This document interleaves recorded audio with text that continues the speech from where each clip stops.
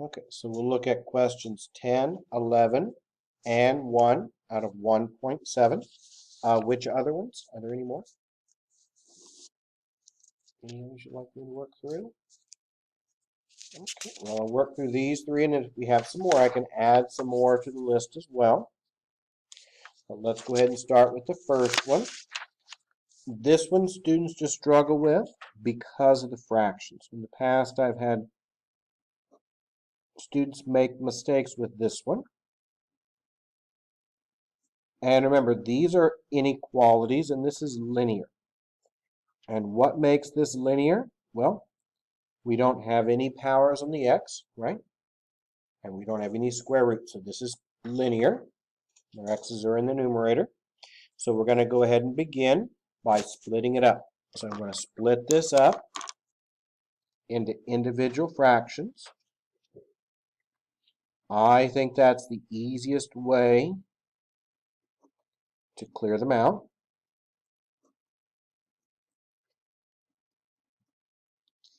And it looks like we should be able to multiply everything by a 36. I think that will clear out all of our fractions.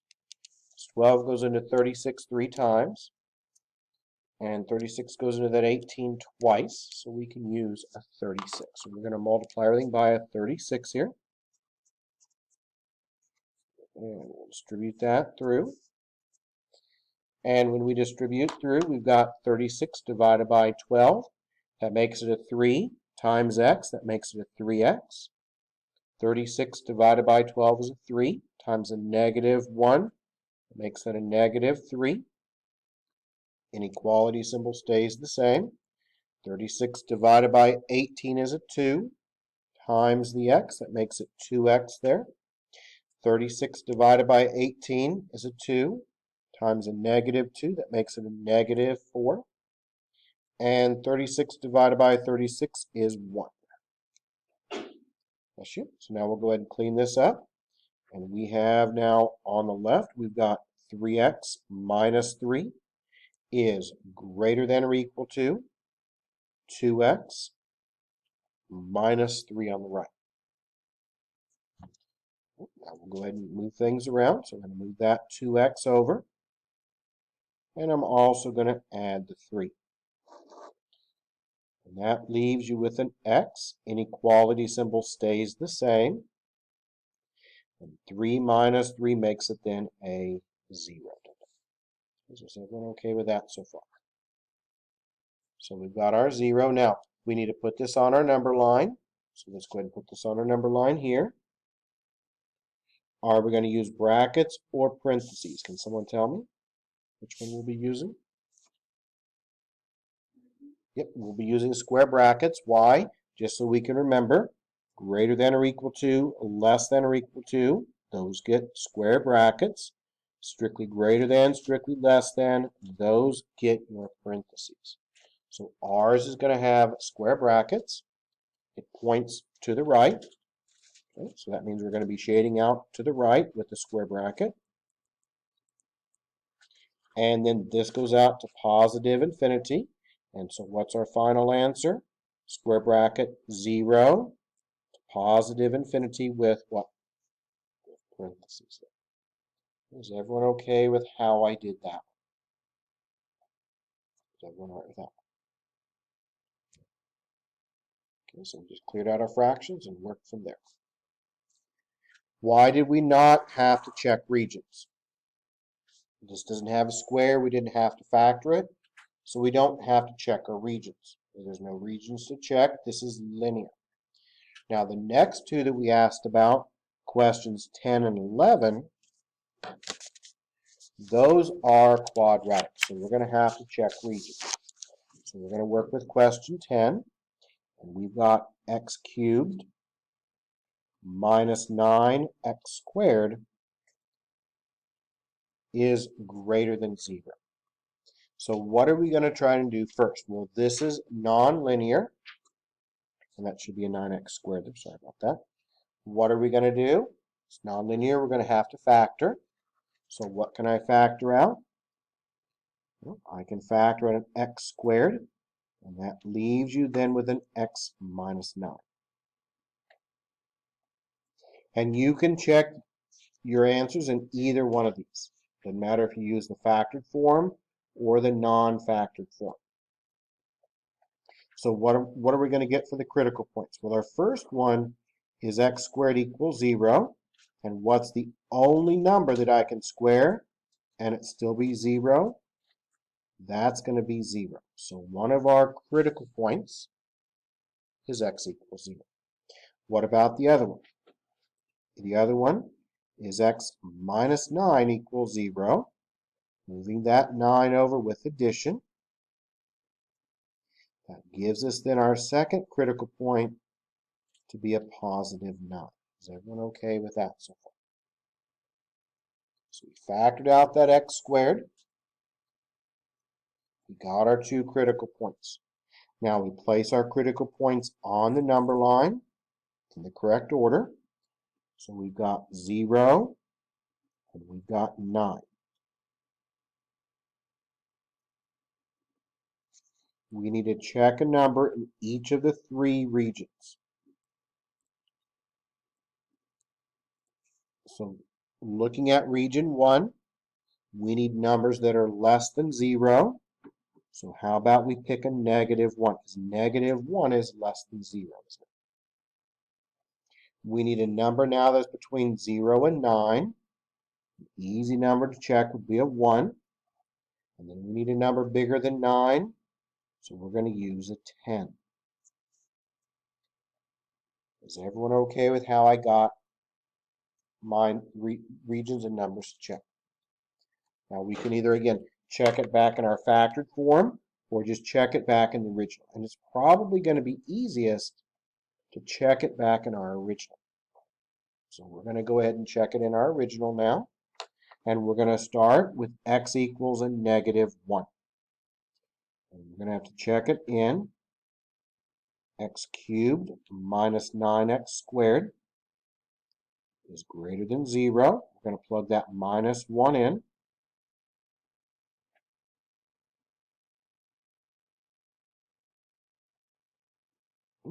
And remember, what happens when I cube a negative? When I cube a negative number, it stays negative. So that's going to be a minus 1 there. What happens when I square a negative? It becomes a positive 1 times that negative 9, makes it a negative 9. And then negative and negative, when they go together, it still stays negative. It makes it a negative 10. And is negative 10 bigger than 0? No, negative 10 is not bigger than 0.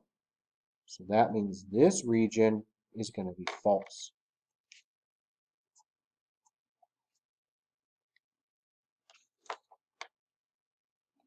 Check our next region. This is region 1. Region 2, we're going to plug in x equals 1. And we've got 1 cubed minus 9 times 1 squared. And we want that to be greater than 0. 1 cubed is still 1. Then we've got 1 squared is 1 times a negative 9. That makes it a negative 9. And now we're going to go ahead and work that out. That gives you a negative 8. And is negative 8, is that bigger than 0? No, that would be what? That would be false again, wouldn't it?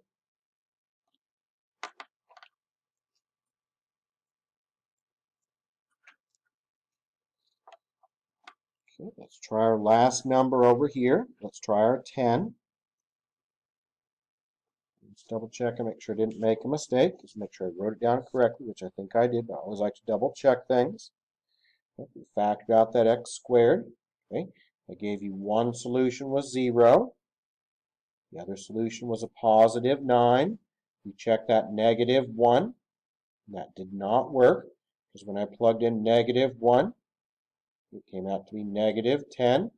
When I plugged in positive 1, it still didn't work. What happens though when I plug in 10? Well, we've got 10 cubed minus 9 times 10 squared, and that is going to be greater than 0. Now, 10 cubed is 1,000. 10 squared is 100, times 9 makes it a minus 900. And that leaves me with a difference of 1,000. And is 1,000, is that bigger than 0?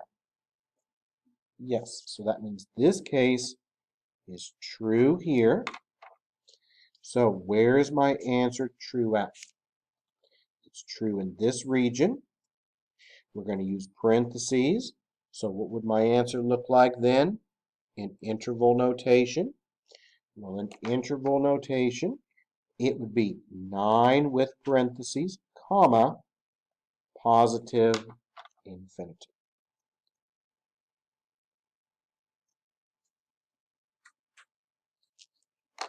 Okay, so that's going to be our solution on that one. Is everyone okay with how I got that? Now again, most of the time, those regions switch back and forth between being true and false, but not always. And this is an example of where the first two regions were false, the last region was true, and that's because we factored out that x squared there. So that was question 10. Question 11 is another quadratic, and we're going to have to factor it. So we're going to go ahead and factor this one out, set it to 0, and get our critical points.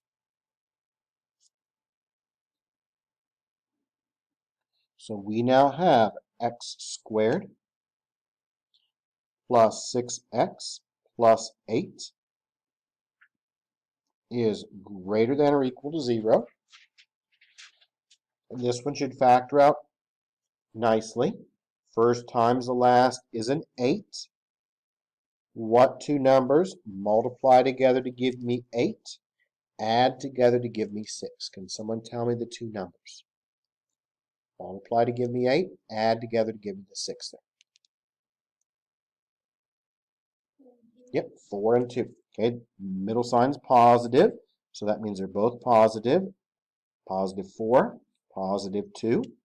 So that factors then into x plus 4. X plus 2 is greater than or equal to 0. So now we've got x plus 4 equals 0. So one critical point is a negative 4. The other one, x plus 2 equals 0. So our other critical point is a negative 2. Now what are we going to do? Now we're going to place these on our number line. And we've got a negative 4. And we've got a negative 2. And that makes our regions here. And we need to determine what numbers to check. So for that first region, what do I need? I need a number smaller than a negative 4. So how about a negative 5? I need a number between negative 4 and negative 2. Well, negative 3 is in there. And then I need a number bigger than negative 2. We can use just about any number. How about we use 0? Because 0 is bigger than a negative 2. But you could have used 1.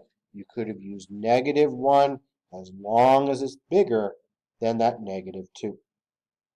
When we go to check them, it's probably going to be easier to check them in the factored version.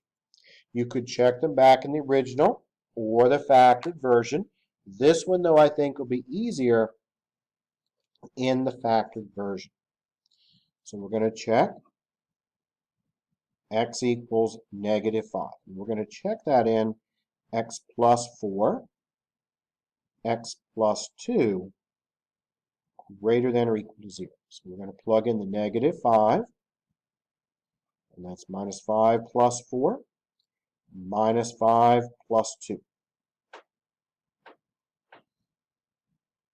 And minus 5 plus 4, that makes it a minus 1.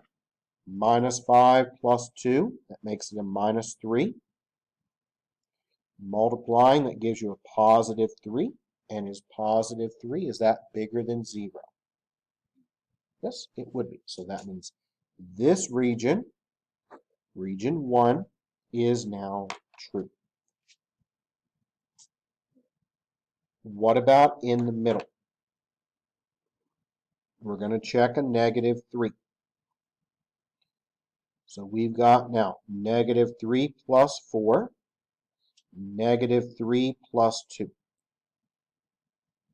Negative 3 plus 4, watch your signs, that's a positive 1.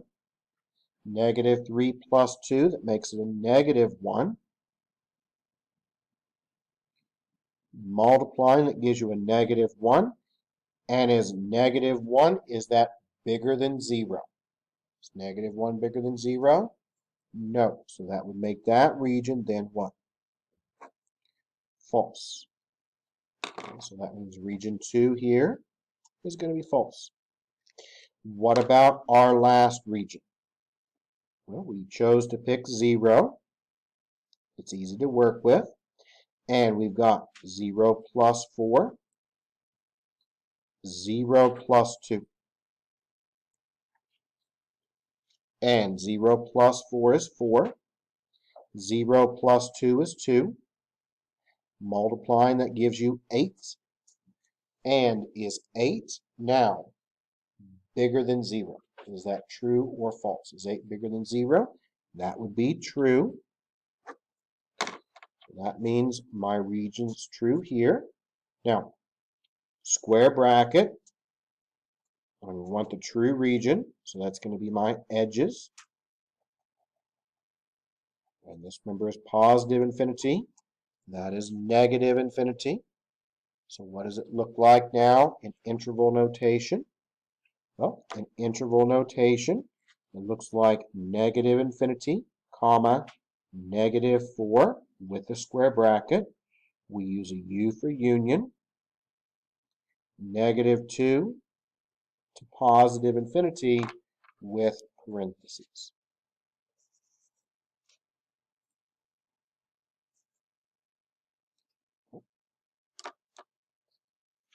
Are there any others that you would like for me to go through and help you set up? Did we see how to work out question 9, or do we need to look at 9? Would you like for me to work out 9? Yeah, we'll go ahead and go back and look at question 9 just to make sure we know how to handle that denominator. I think we did one in class like it, but just to make sure, we'll go ahead and go over question 9. And question 9 is 6 over x plus 1 quantity squared is less than 0. Well, this is a rational inequality. Okay, so we've got a fraction involved. Now, what do we need to do? We need to find what numbers or numbers that are not in the domain.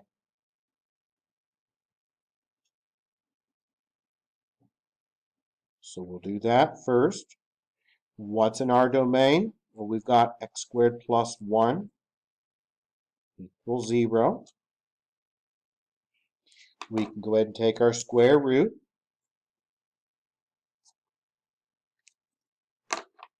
The square root cancels out that square, so that leaves you with an x plus 1 equals 0. We'll move that over. And so now we've got our first critical point, which is negative 1. So that's our first critical point. Now, how do we see if we have any others? Well, we try to solve it. So now we try to solve 6 over x plus 1 quantity squared equals 0 over 1. When I try to cross multiply,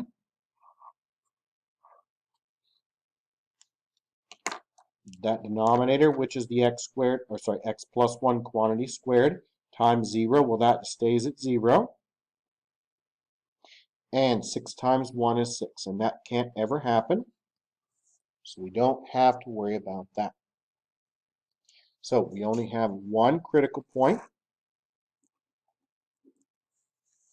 and we need to check it because it's a rational inequality. We need a number less than 1, or sorry, less than that negative 1, so we need a negative 2. We need a number bigger than negative 1. How about 0? So we'll check these quickly. We're going to use a negative 2.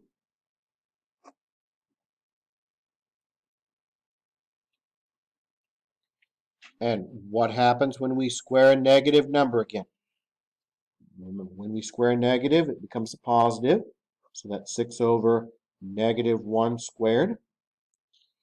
And we know negative 1 squared is positive 1. So that 6 over 1 is less than 0. And is 6 smaller than 0? No. So that makes that region then false. What about the other one? Well, if we check x equals 0, then we get 6 over 0 plus 1 squared is less than 0. And again, we get a 6 is less than 0. And is 6 less than 0? No, that is false. Now, what would my solution be? Well, do we have any true regions at all? No. All of it's false, so what do we have for our solution then? No true regions, so our solution would be the empty set.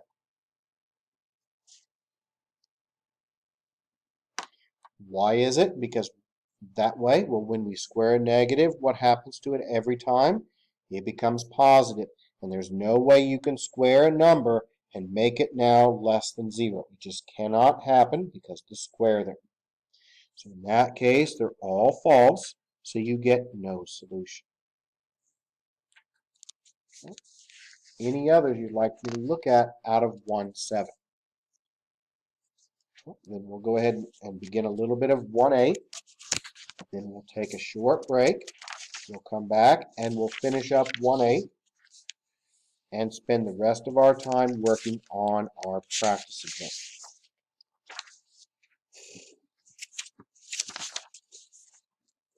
Now, 1-8 is absolute values.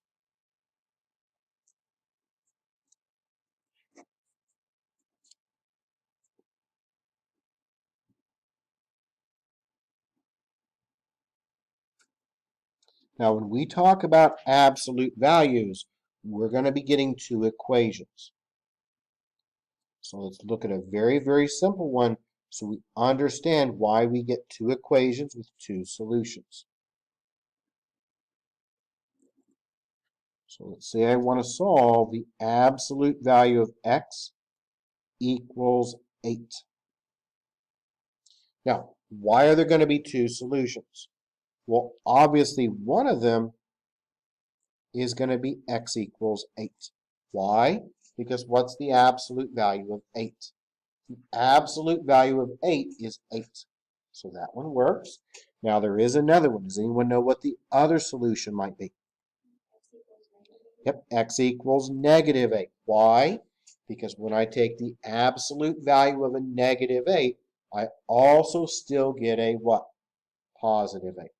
And students struggle with these. I know you've probably seen these in previous courses before, but where students make the mistake at is they forget to get the two equations, and they only use one, and they only solve one of them. But for absolute values, you get two equations, usually two solutions.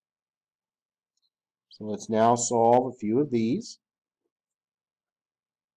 And let's try and solve the absolute value of 3x plus 5 equals 9. Now, this is an absolute value. So that means I have to have two equations. So what do I use for my two equations? Well, the first one, I just dropped the bars.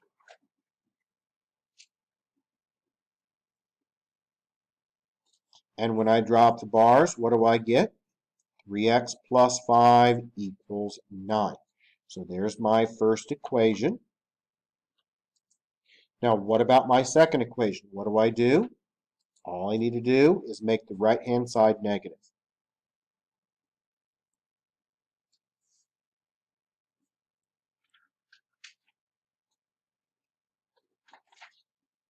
And if I make the right-hand side negative, what do I have? I have 3x plus 5 equals a negative 9. And we usually put an or in between them because our answer can either be in this equation or the second equation. Now we just solve them. So move that 5 over. And that gives me 3x then equals 4. We divide by our 3. And so x now equals 4/3. Easy enough on that one. What about the other one? Move that 5 over.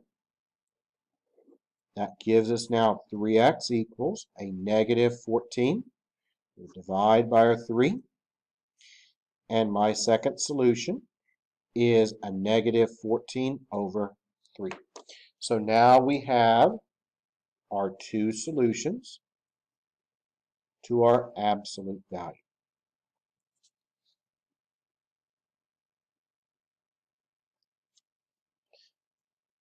We'll do a couple more of these, and then we'll take a short break, come back, and look at inequalities. So let's try and solve another one of these. And let's try and solve the absolute value of minus 5x plus 1 inside the absolute value bars. Minus 8 equals 3. So this is what we're going to be looking at here. Now, I picked this one because when we work with absolute values, what do we need to make sure? We need to make sure that that absolute value is by itself on the left. So the absolute value needs to be alone on the left.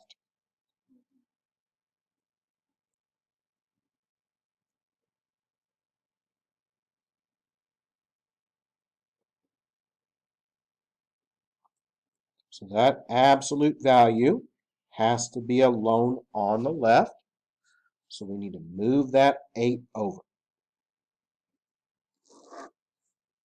Now we have the absolute value of minus 5x plus 1 equals 11. So move that 8 over first. And then absolute value must be alone on the left. So just make sure that that absolute value is by itself on the left. Now, what do my two equations look like? Well, we've got minus 5x plus 1 equals 11, or minus 5x plus 1 equals a negative 11. One is positive on the right, one is negative on the right. Move it over and solve. So move that 1 over. And now we've got minus 5x equals 10. Divide by your negative 5. And x now equals negative 2.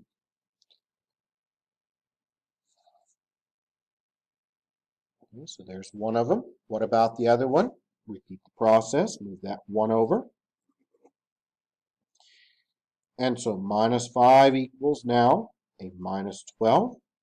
Divide by your negative 5. And that leaves you then with x equaling 12 over 5. And negative over negative makes it then a positive. So these are much easier than the questions out of 1-7. We'll do one more, and then we'll take a short break. So let's look at one more of these. And I'll put some fractions in this one.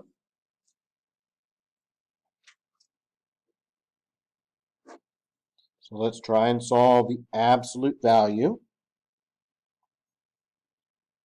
of x minus 3 over 2x plus 1 equals 9.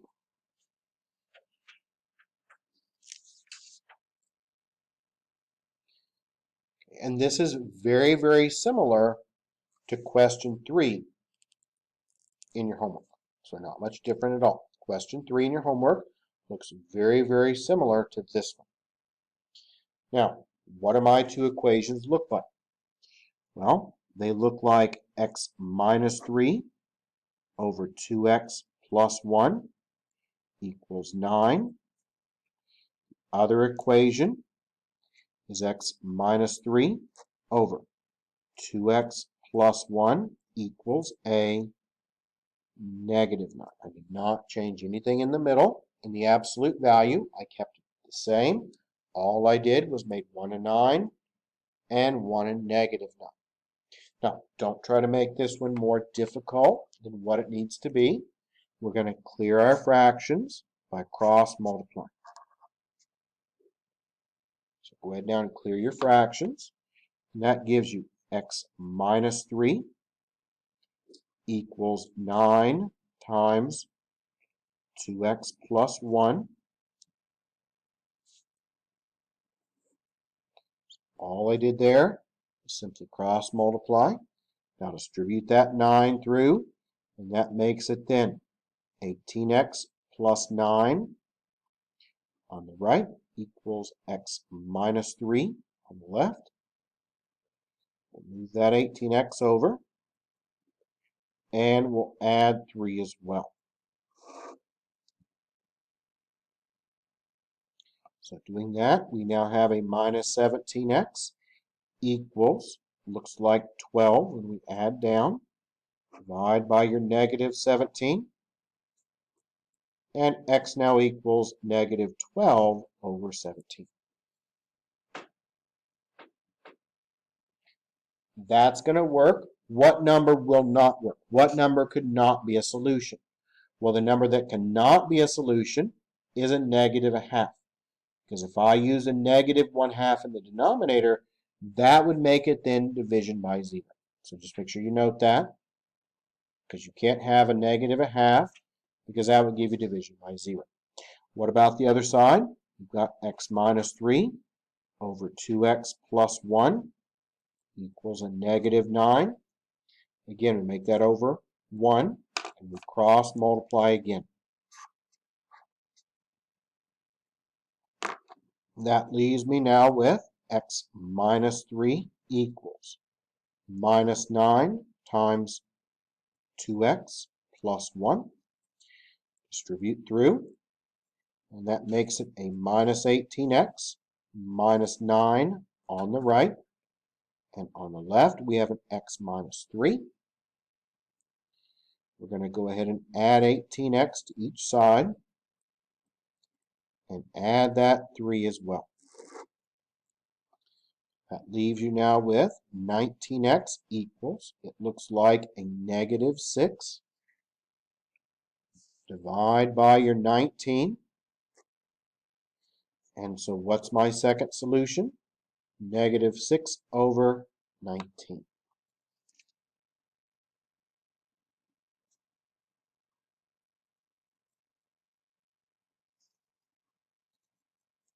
Is everyone okay with how I got that one?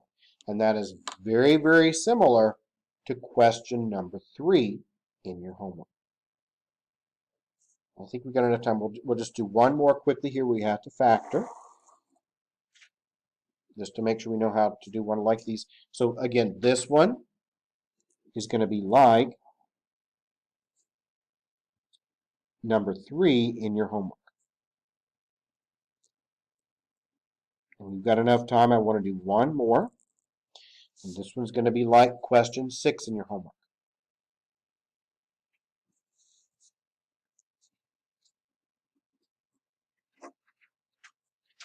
So this one's like question number 6 in your homework.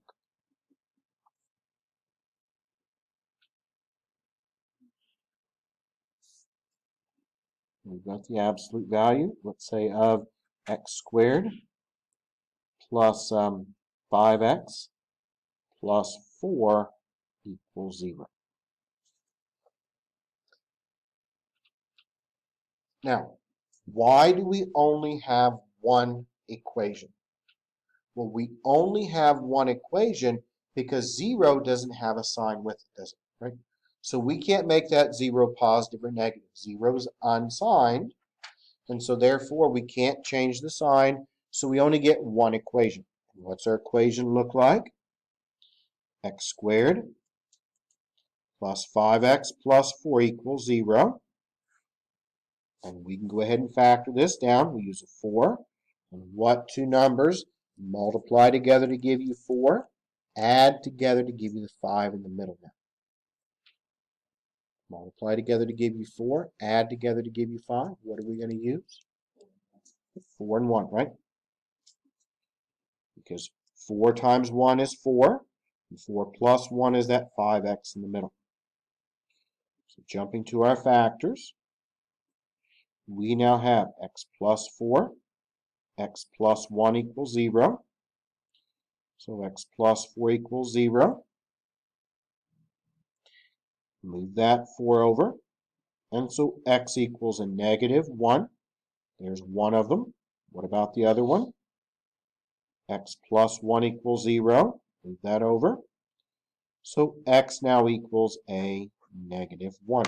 So we've got our two solutions, which are negative 4 and negative 1. So let's now go ahead and take a short break. And we'll meet back here at, let's say, 7:40. So we'll give you a little bit longer break, about a 15-minute break. And we'll be back here at 7:40.